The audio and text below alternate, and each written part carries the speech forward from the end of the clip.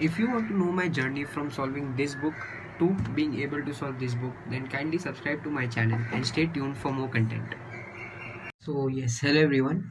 Today we will be studying about the concepts of refraction, like refraction through a block, not through a prism, in a very short interval of time. ठीक है, तो मेरा जो main intention होगा वो होगा आपको concept समझाना. ठीक है, उसके पीछे की मेंटालिटी या उसके पीछे की जो थियोरेटिकल पार्ट होता है वो आपको टेक्स्ट बुक से पढ़ना पड़ेगा. यहाँ मैंने आपको कॉन्सेप्ट समझाया है and I have tried to give you a reason for everything. ठीक है, अभी मैंने जो रीजंस दिए हैं उसके लिए आपको कुछ बेसिक फॉर्मूले और कुछ बेसिक चीज़ें एकदम अच्छे से पता होनी चाहिए कि उनका यूज़ कैसे होता है, वो कैसे काम करती हैं. जैसे velocity equal to frequency into wavelength v equal to f lambda, ये फॉर्मूला आपको अच्छे से पता होना चाहिए क्योंकि ज़्यादातर जगहों पे ये यूज़ हुआ है. तो इसमें डायरेक्ट प्रपोर्शन क्या होता है, इन्वर्स प्रपोर्शन क्या होता है, वो सब चीज़ें आपको अच्छे से पता होनी चाहिए. यहाँ मैंने इतने डिटेल में नहीं बताया वरना वीडियो बहुत लंबी हो जाती, तो मैंने शॉर्ट रखा है. और अब कॉन्सेप्ट सीखने की कोशिश करना, और जो फॉर्मूलाज है वो तो टेक्स्ट बुक में है ही विद देयर एक्सप्लेनेशंस, प्लस ये आपको स्कूल टीचर्स भी सिखाएंगे. तो I have just given you a small idea to what refraction is, किस किस फैक्टर पे डिपेंड करता है, क्या क्या डिपेंड करता है और उसका रीज़न क्या है. क्योंकि आई होप थोड़े टीचर्स ऐसे होंगे जो रीज़न नहीं बताते होंगे, पर आई वॉज फॉर्चुनेट कि मेरे को अच्छे टीचर्स मिले and I had a reason for everything. ठीक है, so this will also be a very short level revision for JEE aspirants and even a good revision for class 10 ICS students. मैंने उनकी book में से ही ये सब matter लिया है, एज आई फाउंड कि जेई में भी काफ़ी सिमिलैरिटीज़ थी. ठीक है, मतलब इससे तो ऑफकोर्स बहुत हाई लेवल का होता है, पर काफ़ी बेसिक कॉन्सेप्ट्स हैं जो ये बुक से अच्छी तरह बिल्ड किए जा सकते हैं, जो मैंने भी किए थे. सो इसीलिए ये वीडियो एंड तक देखना, और मैंने हर एक कॉन्सेप्ट थोड़े थोड़े टाइम इंटरवल में समझा है, और आप अपने बेस्ट ट्राई करना उससे समझने में. नहीं समझ में आ रहा फिर से देखना, फिर भी नहीं समझ आए तो आपके स्कूल के टीचर्स तो हैं आपको समझाने के लिए. So I hope you like my video and I will see you at the end. Okay, so what is the meaning of refraction of light. ठीक है, फिर रिफ्रैक्शन बेसिकली होता क्या है कि when light passes from optically rare medium to a optically denser medium. अभी optically denser medium क्या होता है? ऑप्टिकली डेंसर वो मीडियम होते हैं जो लाइट की स्पीड को स्लो कर सकते हैं. जैसे अभी एक लाइट की रे एयर में ट्रैवल कर रही है, फिर वो वाटर में जाएगी, तो वाटर में उसकी स्पीड स्लो हो जाएगी, पर वो वाटर के थ्रू पेनिट्रेट कर पाएगी, उसे पास कर पाएगी. जैसे कि हम ओपन सी स्विमिंग में देखते हैं, till the depth of around 100 feet we are able to see sunlight. Why? Even though it is lesser in intensity, पर हम देख सकते हैं. It is just because of refraction, क्योंकि refraction की वजह से the light can penetrate through that optically denser medium. अभी जो refraction होता है, it is highest in transparent medium, it is a little lesser than transparent in a translucent medium, and it is almost zero in an opaque medium, क्योंकि opaque medium से light pass नहीं कर सकती. Okay, सो अगर हम एकदम definition wise देखें, so what is refraction? Change in the direction of path of a light ray when it passes through one transparent medium to another transparent medium. ठीक है, अभी हमने क्या ऑब्जर्व किया through experiments and through visual observation, जो light ray होती है वो ऐसे एक मीडियम से आके टकराती है. ठीक है, और जो दूसरा ऑप्टिकली डेंसर मीडियम होता है, मतलब उस मीडियम की ऑप्टिकल डेंसिटी बहुत ज़्यादा होती है in comparison to the upper material. Upper material में ऑप्टिकल डेंसिटी कम है. तो जो लाइट रे होती है ना, ये अंदर इस मीडियम में आ जाती है, पर उसमें कुछ चेंजेस हो जाते हैं, उसकी प्रॉपर्टीज़ में कुछ चेंजेस हो जाते हैं. ठीक है, सो ये जो पेनिट्रेट करके इसमें आती है, इसे हम कहते हैं प्रिंसिपल ऑफ रिफ्रैक्शन. ठीक है, इस वजह से रिफ्रैक्शन होता है. ठीक है, अभी रिफ्रैक्शन में why does refraction occur? Okay, when light passes through a optically denser to a rare medium और वाइस वर्सा. ठीक है, जब लाइट एक ऑप्टिकली डेंसर मीडियम से रेयर मीडियम की तरफ जाती है, या लाइट एक ऑप्टिकली रेयर मीडियम से डेंसर मीडियम में आती है, the speed of light changes. ठीक है, अभी जब लाइट एयर में ट्रैवल कर रही है उसको बहुत कम मॉलिक्यूल्स, बहुत कम एटम्स मिल रहे हैं जिससे वो कोलाइड कर रही है। पर जैसे ही लाइट वाटर में एंटर करेगी वो उसके थ्रू पास तो कर पाएगी, क्योंकि उसके मतलब उसके उसमें एनर्जी ज़्यादा होती है, क्वांटा की वैल्यू ज़्यादा होती है वहाँ पे। पर उसे ज़्यादा रेजिस्टेंस फेस करना पड़ेगा क्योंकि वाटर में मॉलिक्यूल्स क्लोजली पैक्ड होते हैं, ठीक है। या आप ग्लास ब्लॉक ले लो, वो एक सॉलिड है, तो एयर के कंपैरिजन में उसमें मॉलिक्यूल ज़्यादा टाइटली बाउंड होंगे, इसीलिए वहाँ पे स्पीड ऑफ लाइट चेंज हो जाती है, ठीक है। तो जो स्पीड ऑफ लाइट चेंज होने की वजह से वो रे वो हो जाती है, डिस्प्लेस हो जाती है अपने ओरिजिनल पाथ से, ठीक है। जो रे का ओरिजिनल पाथ होता है, जैसे अभी ये रे आई, ठीक है, ये यहाँ से ये रे आई, पर इसको जाना तो ऐसा चाहिए था, पर क्योंकि इस मटेरियल की, इसको मैंने ग्लास माना हुआ है, इसकी ऑप्टिकल डेंसिटी जो है ये इस ऊपर वाले मीडियम से ज़्यादा है, तो इसीलिए ये जो रे होती है ये इसके थ्रू पास कर जाती है, पर वो ये जो नॉर्मल हम बनाते हैं ना सरफेस पे, वो उसके करीब आ जाती है और ज़्यादा, ठीक है, क्योंकि उसकी स्पीड बढ़ जाती है। मतलब ये तो हम मान रहे हैं कि रेयर से डेंसर मीडियम में गया, तो रेयर मीडियम में लाइट ज़्यादा फास्ट ट्रैवल करती है, तो डेंसर मीडियम में आते ही उसकी स्पीड कम होने लगती है और वो नॉर्मल नॉर्मल की तरफ घूम जाती है, जो नॉर्मल हम बनाते हैं, ठीक है। और part of the light reflect हो जाती है, ठीक है। जैसे आप सी में देखो, आपको ऊपर भी काफ़ी चमकता हुआ दिखाई देता है क्योंकि एक पार्शियल रिफ्लेक्शन होता है लाइट का, ठीक है। तो लाइट इसकी तरफ तो मुड़ गई और ऐसे सीधी चली गई। अभी ये तो लाइट ग्लास में ट्रैवल कर रही है, पर जब ये ब्लॉक के एंड पे पहुंचेगी लाइट, तो उसे बाहर निकलना होगा। अभी लाइट ऑप्टिकली डेंसर मीडियम से रेरर मीडियम में जा रही है, मतलब यहाँ ज़्यादा डेंसिटी है, यहाँ कम डेंसिटी है, तो क्या होगा कि लाइट की स्पीड फिर से बढ़ जाएगी, ठीक है, क्योंकि एनर्जी तो कांस्टेंट रहेगी लाइट में, लाइट इसे कोई एनर्जी इम्पार्ट नहीं करेगी, इस मटेरियल के थ्रू जाने में लाइट कोई एनर्जी लूज नहीं करेगी, तो इसीलिए ये नॉर्मल से दूर घूम जाएगी क्योंकि इसकी स्पीड ज़्यादा हो जाएगी, ठीक है। तो ये नॉर्मल से दूर घूमने लगेगी और ये लाइट को ऐसे आना चाहिए था सीधा, पर ये जो लाइट घूम गई, ठीक है, तो आप ये जो डिस्प्लेसमेंट देख रहे हो ना पाथ में, इसे ऐसे आना चाहिए था पर ये निकली ऐसे, तो इसे हम कहते हैं लैटरल डिस्प्लेसमेंट। ये आगे हम अच्छे से डिस्कस करेंगे। अभी important rules to remember, okay. When light passes from a rarer to a denser medium, it bends towards the normal, ठीक है। अभी जैसे हमने यहाँ देखा N2 में, ये नॉर्मल 2 है, कि जब लाइट एक रेरर मीडियम से आई और वो एक डेंसर मीडियम में गई जैसे ग्लास, तो वो नॉर्मल के टूवर्ड्स बेंड हो गई। ये नॉर्मल वाली लाइन है, वो उसके टूवर्ड्स बेंड हो गई। ये जो ब्लू वाली लाइन दिख रही है ये नॉर्मल है, उसके टूवर्ड्स बेंड हो गई, तो ये आपको याद रखना है। वो तो आप समझ भी सकते हो क्योंकि लाइट को ज़्यादा रेजिस्टेंस फेस करनी पड़ेगी, तो वो स्लो हो जाएगी और इसीलिए वो उसकी तरफ घूम जाएगी, नॉर्मल की तरफ। When light passes from a denser to a rarer medium, it bends away from the normal. अभी जैसे आप यहाँ पे देख रहे हो, ये ग्लास से एयर में जा रही है, मतलब डेंसर मीडियम से रेरर मीडियम में जा रही है, तो इसीलिए it will bend away from the normal क्योंकि उसकी स्पीड बढ़ गई। When light ray is incident perpendicular to a surface, it passes undeviated. अभी जैसे ये लाइट रे आई और ये परपेंडिकुलर है सरफेस के, तो ये मैटर नहीं करता कि ये मीडियम ऑप्टिकली डेंसर है कि ये ज़्यादा डेंसर है, कोई मैटर नहीं करता, ये अनडिविएटेड ही सीधी की सीधी पास हो जाएगी उस मटेरियल में से।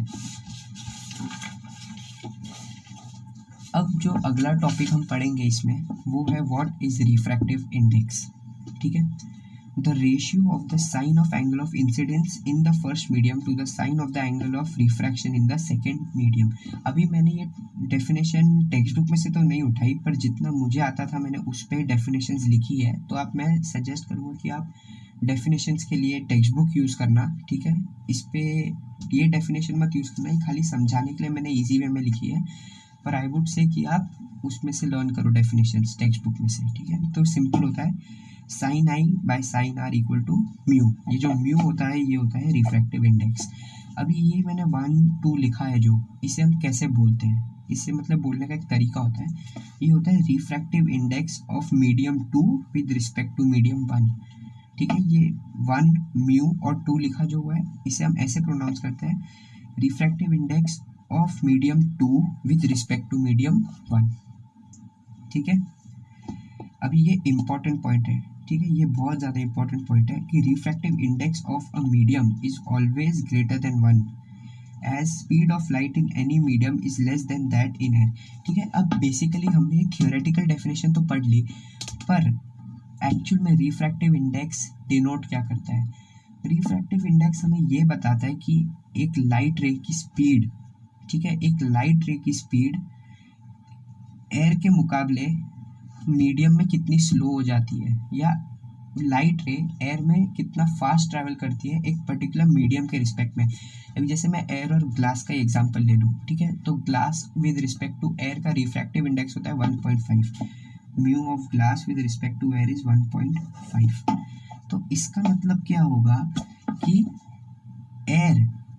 लाइट रे एयर में 1.5 टाइम्स ज़्यादा फास्ट ट्रैवल करेगी विद रिस्पेक्ट टू ग्लास, मतलब ग्लास में उसकी स्पीड 1.5 टाइम्स कम होगी एयर से। ठीक है, इसका सिंपल मतलब ये होता है। तो रिफ्रैक्टिव इंडेक्स इसी को डिनोट करता है कि लाइट की स्पीड एयर के मतलब कोई दूसरे मीडियम के रिस्पेक्ट में और एयर के रिस्पेक्ट में कितनी होगी। ठीक है, तो mu of glass with respect to air equal to 1.5। तो वापस समझा देता हूँ मैं कि जो म्यू है वो ये डिनोट करता है कि लाइट ग्लास में कितनी स्लो जाएगी एयर के हिसाब से, या एयर के हिसाब से कितनी फास्ट जाएगी ग्लास में।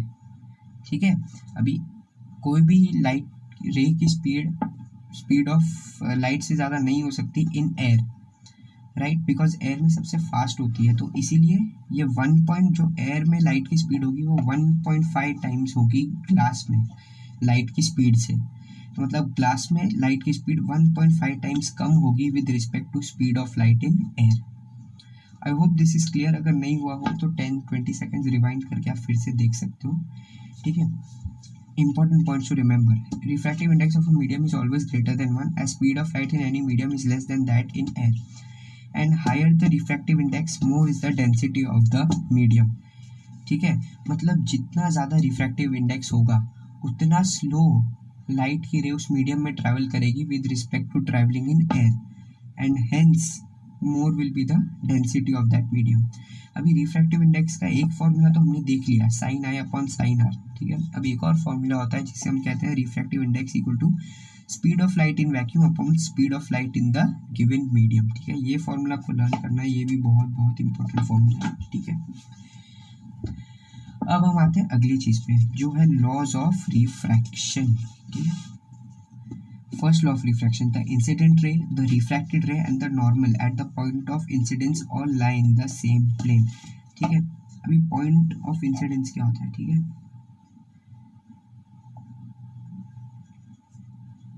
अभी आप ये समझ लो कि एक इंसिडेंट रे आई, ये एक मीडियम में एंटर हुई, इसका μ1 है, μ2 है, एंड μ2 इज ग्रेटर देन μ1। तो जब वो μ2 में एंटर करेगी इसका रिफ्रैक्टिव इंडेक्स ज़्यादा है, इसलिए वो नॉर्मल की तरफ मुड़ जाएगी थोड़ी सी। तो ये जो होता है incident ray, refracted ray and ये normal, they all will lie in the same plane. ठीक है, ये प्लेन में लाई कर रहे हैं, भले ही वो नॉर्मल हो कि रिफ्रैक्टेड रे हो या इंसिडेंट रे हो, वो यही सेम प्लेन में लाई करेंगे। और ये जो पॉइंट होता है इसे हम कहते हैं पॉइंट ऑफ इंसिडेंस। ये जो पॉइंट होता है जहाँ तीनों मीट करते हैं उसे हम कहते हैं पॉइंट ऑफ इंसिडेंस। ओके, अभी आता है the ratio of the sine of angle of incidence in the first medium to the sine of angle of refraction in the second medium is constant for the given pair of media. इसे हम कहते हैं Snell's law. ये भी बहुत ज़्यादा important है from the point of view of every competitive exam as well as class 10 exams। तो इसका भी वही मतलब होता है जो हमने ऊपर डिफाइन किया था, refractive index sine i upon sine r equal to mu refractive index of second medium with respect to the first medium, जैसे मैंने यहाँ लिख दिया है। तो ये मतलब याद करने में बहुत प्रॉब्लम होती है कि ये 1 विद रिस्पेक्ट टू 2 है या 2 विद रिस्पेक्ट टू 1 है, तो इसीलिए इसे ऐसे लिखते हैं कि it is refractive index of 2 with respect to 1। ठीक है, तो इसका मतलब ये होगा कि आपको 1 की स्पीड ऑफ लाइट ज़्यादा रखनी है, सॉरी 2 की स्पीड ऊपर रखनी है और 1 का नीचे रखना है, ठीक है। What do you understand by refractive index of glass is 1.5 for white light.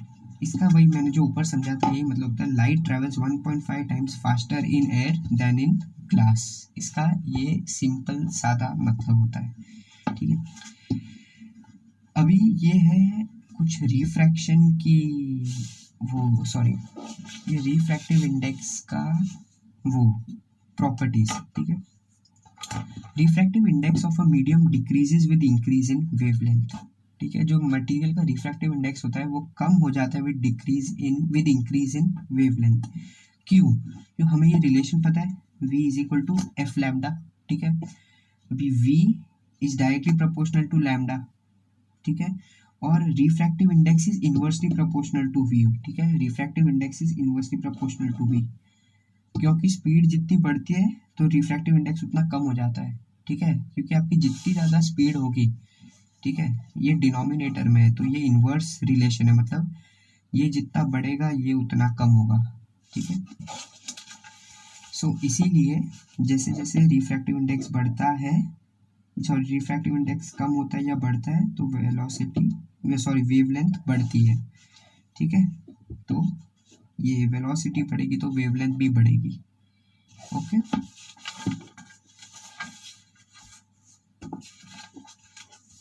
Okay, और ये आप अभी के लिए छोड़ दो, ठीक है, क्योंकि ये हम बाद में वापस देखेंगे, ठीक है। वैसे याद करना तो कर सकते हो, mu of glass with respect to air, refractive index of glass with respect to air is equal to 1 upon refractive index of air with respect to glass.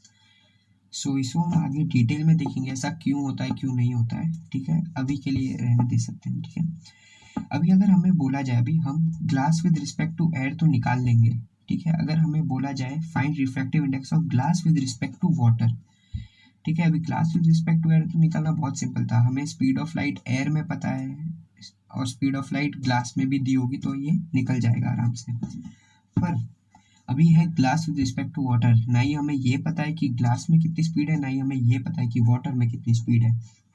तो हम क्या करते हैं, mu of glass with respect to water is equal to mu of glass with respect to air upon mu of water with respect to air कर देंगे, ठीक है। अभी इसमें से वो ए वाला फैक्टर तो कट हो जाएगा, तो हमारे पास हमें क्या मिलेगा, refractive index of glass with respect to water मिल जाएगा, क्योंकि ये एयर वाला फैक्टर तो दोनों में कैंसिल हो जाएगा, ठीक है। सॉरी। अभी wavelength of light in glass, और ये फॉर्मूला भी इम्पोर्टेंट है, ठीक है। आप इसे समझना है आपको कि अगर कोई ऐसे दो मीडियम दिए हों तो दोनों का एयर में निकालो और फिर उसका रेशियो ले लोगे तो हो जाएगा। Wavelength of light in glass lambda dash, ठीक है। अभी अगर हमें बोला जाए कि जैसे एक न्यूमेरिकल में भी है ये कि हमें एयर में उसकी वेवलेंथ दी हुई है उस सोर्स ऑफ लाइट की, पर जब वो ग्लास में घुसेगी अंदर तो फिर उसकी वेवलेंथ क्या होगी, तो उसका ये फॉर्मूला होता है refractive index of glass with respect to air equal to lambda, मतलब wavelength of same light in air divided by wavelength of same light in glass. अभी ऐसा क्यों होता है, अभी हमें ये तो पता है कि लाइट की फ्रीक्वेंसी हमेशा सेम होगी, लाइट की फ्रीक्वेंसी रिफ्रैक्शन होने पे चेंज नहीं होती, क्योंकि frequency is dependent on the source of light और वो रिफ्रैक्शन पे डिपेंड नहीं करता है, ठीक है। It is dependent on the source of light. So इसीलिए हमने ये देखा कि frequency is equal to c by lambda, ये फॉर्मूला तो हमें पता है, speed of light in air upon lambda. और अभी हमें निकालना क्या है, v by lambda dash. v का मतलब क्या हुआ, speed of light in glass, या आप जो भी दूसरा मीडियम ले रहे हो, अपॉन लैम्डा डैश, ठीक है। लैम्डा डैश मतलब उसी मटेरियल में स्पीड लाइट की वेवलेंथ। अभी फ्रीक्वेंसी तो दोनों के लिए सेम होगी, फ्रीक्वेंसी तो चेंज नहीं होगी, तो बस अभी c by lambda and v by lambda dash दोनों को इक्वेट करेंगे तो हमें ये रिलेशन मिल जाता है, क्योंकि v by c equal to mu होता है। तो बस अभी इन दोनों को इक्वेट करेंगे, सॉल्व करेंगे तो हमें ये फॉर्मूला मिल जाएगा। वापस समझा देता हूँ, फ्रीक्वेंसी सेम होती है तो इसलिए c by lambda speed of light in air upon wavelength of light in air is equal to v by lambda dash, velocity of light in that medium upon wavelength of light in that medium, जो दिया होगा medium, ठीक है। फिर again v by सी जो होता है वो म्यू होता है, ये हम सबको पता है। Oh sorry c by v is mu, sorry I am so sorry, c by v is mu. Okay, तो बस आप आगे सॉल्व करोगे तो हो जाएगा। अभी एक और अगला इम्पॉर्टेंट टॉपिक जो आता है वो है effect on speed, wavelength and frequency due to refraction of light. अभी जब लाइट एक मीडियम से दूसरे मीडियम में रिफ्रैक्ट होकर जाती है तो उनकी इस 3 प्रॉपर्टीज पे क्या फ़र्क पड़ता है। सबसे पहले property, when light goes from a rare to a denser medium speed of light decreases, वो हम देख चुके हैं। When light goes from a denser to rare medium speed of light increases, इसलिए वो नॉर्मल से दूर हट जाती है। Second, frequency depends on source, तो कोई इफेक्ट नहीं होता, ठीक है। फ्रीक्वेंसी सोर्स पे डिपेंड करती है, तो आप मतलब कितना भी रिफ्रैक्टिव इंडेक्स ले लो, कुछ भी ले लो, उससे कोई फर्क नहीं पड़ेगा फ्रीक्वेंसी को। थर्ड है, रेयर टू डेंसर मीडियम जाने में वेवलेंथ डिक्रीज हो जाती है, ठीक है। जो लाइट की वेवलेंथ होती है वो कम हो जाती है रेयर टू डेंसर मीडियम जाने में, और डेंसर टू रेयर मीडियम जाने में वेवलेंथ इंक्रीज हो जाती है।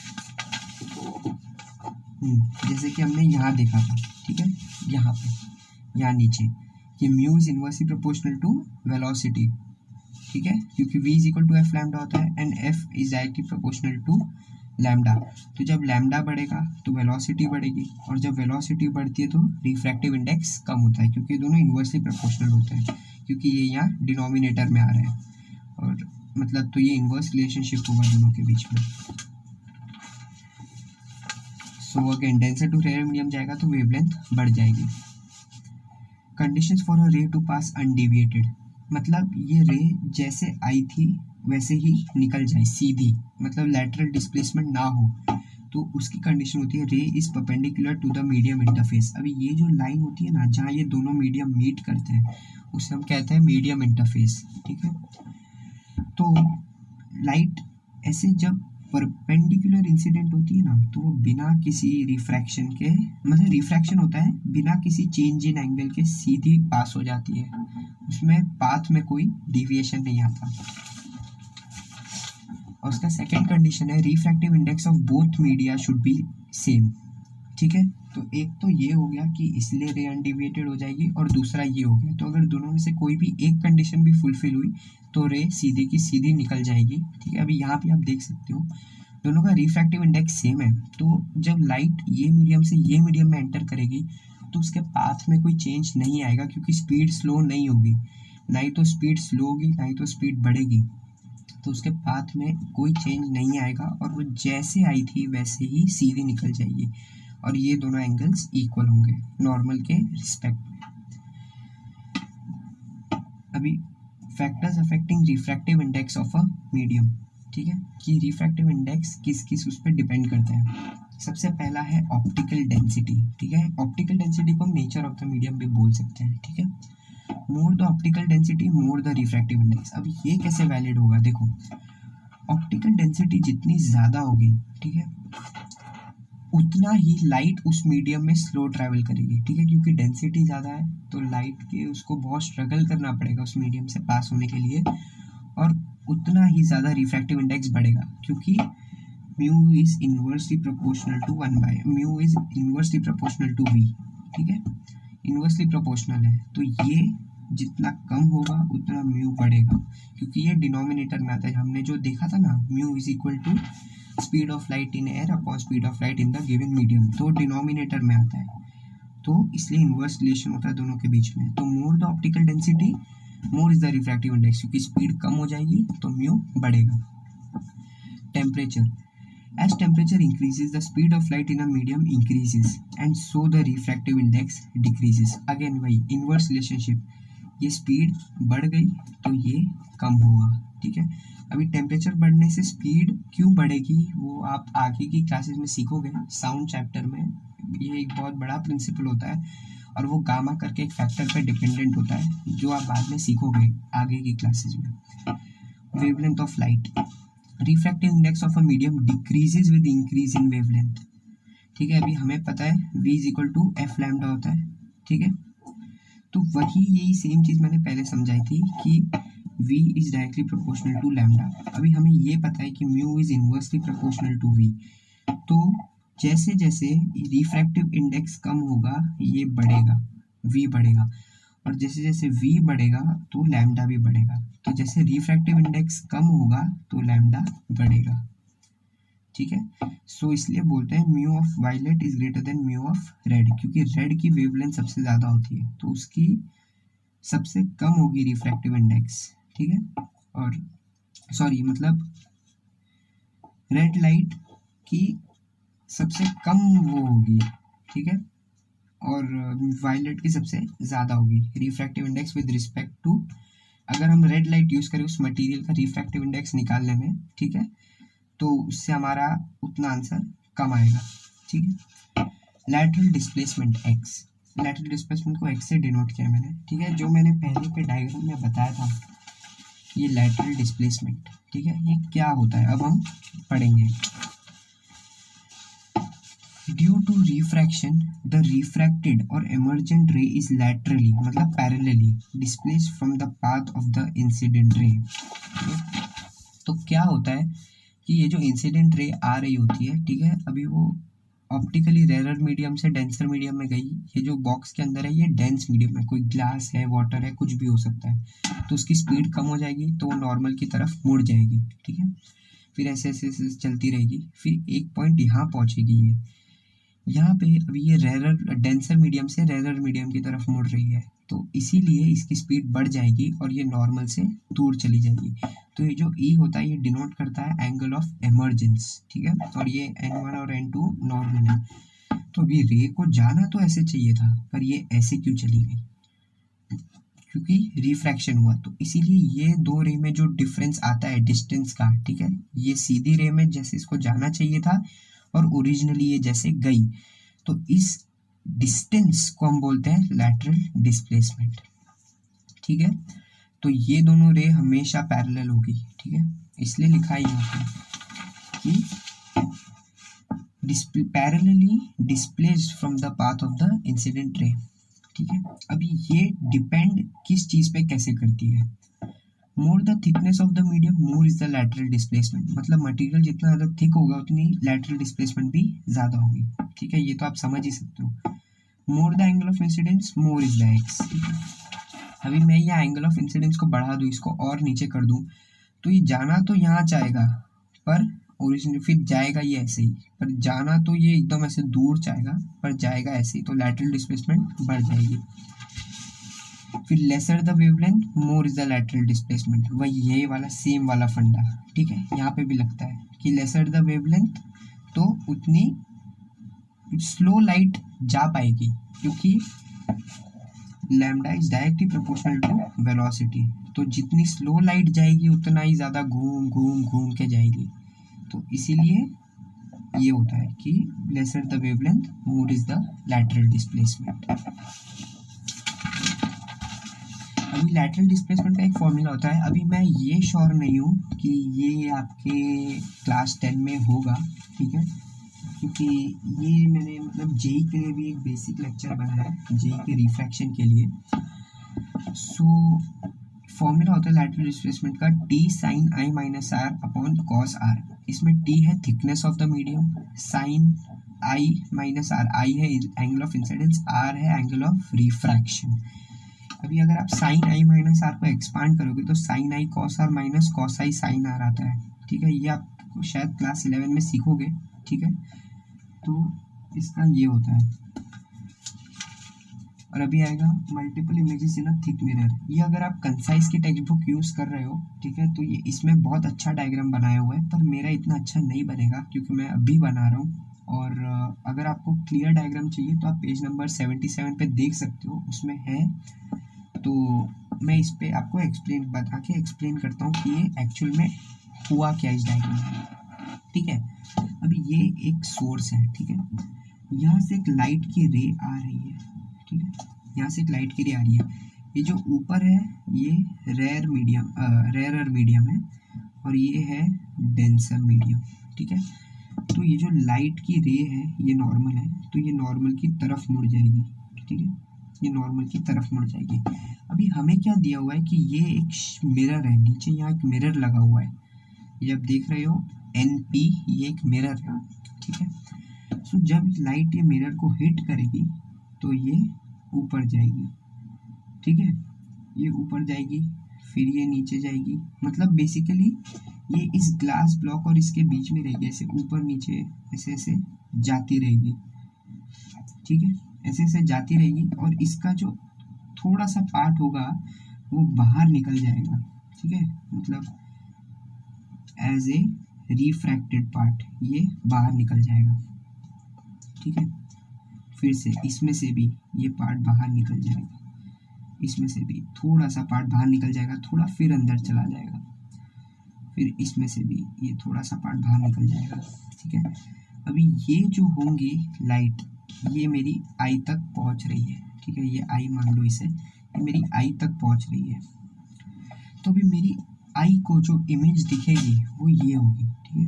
तो इसे हम ऐसे बैक ट्रेस करते हैं, ठीक है। तो ये वर्चुअल इमेजेस बन रही है, रियल इमेज नहीं बनेगी, ठीक है, मतलब ऐसे ऐसे ये बैक ट्रेस होके, तो मतलब लाइट यहाँ से आ रही है, इसे हिट करेगी मिरर को, ऊपर जाएगी, फिर आधी बाहर निकल जाएगी, आधी तो नहीं बोल, सो ये जो बाहर जो लाइट निकलेगी ये होगी around let's say nearly 96% light बाहर रिफ्रैक्ट होके जाएगी एंड 4% वापस से अंदर रिफ्लेक्ट हो जाएगी।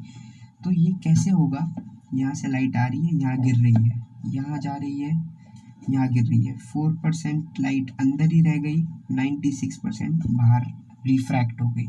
तो जो रिफ्रैक्ट होकर लाइट आपकी आंखों तक पहुंच रही है और जो लाइट यहाँ से जाके रिफ्लेक्ट हो रही है, तो ये रिफ्लेक्ट की हुई लाइट यहाँ एक इमेज बनाएगी जो इस रिफ्रैक्टेड रे के थ्रू आपकी आई को दिखेगी, ठीक है। तो ये इसका प्रिंसिपल होता है। तो ऐसे बहुत सारी इमेजेस बनेगी क्योंकि ये चलता जाएगा, ठीक है। So A2 is the brightest image of all these images. A2 is the brightest image as light suffers a strong first reflection at the silver surface PN. पहला रिफ्लेक्शन सबसे ज़्यादा स्ट्रॉन्ग होगा, फिर इंटेंसिटी कम होती जाएगी, कम होती जाएगी, कम होती जाएगी, कम होती जाएगी।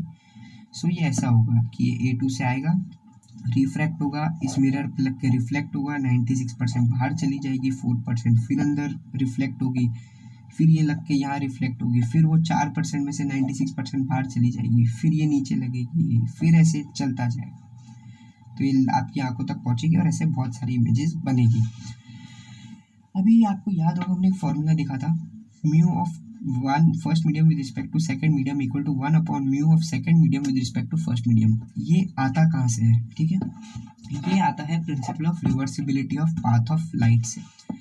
अभी जब मैं एक लाइट रे लेता हूँ, ठीक है, ये लाइट रे ऐसी आती है और यहाँ रिफ्रैक्ट हो जाती है, ठीक है, यहाँ तक हमें पता है। पर अगर मैं यहाँ नीचे एक मिरर लगा दूँ, ठीक है, मैं यहाँ नीचे एक मिरर लगा दूँ, तो लाइट जिस पाथ से अंदर आई थी ना, लाइट उसी सेम पाथ से बाहर चली जाती है, ठीक है, मतलब लाइट एकदम सेम पाथ फॉलो करेगी। अगर मैं यहाँ मिरर लगा दूँ तो ये जो एंगल ऑफ रिफ्रैक्शन था वो एंगल ऑफ इंसिडेंस बन जाएगा, और ये एंगल ऑफ इंसिडेंस था वो एंगल ऑफ रिफ्रैक्शन बन जाएगा।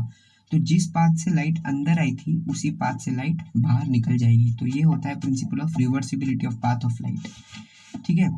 तो हमें पता है mu of 1 with respect to 2 is equal to sine i upon sine r, where mu is the refractive index.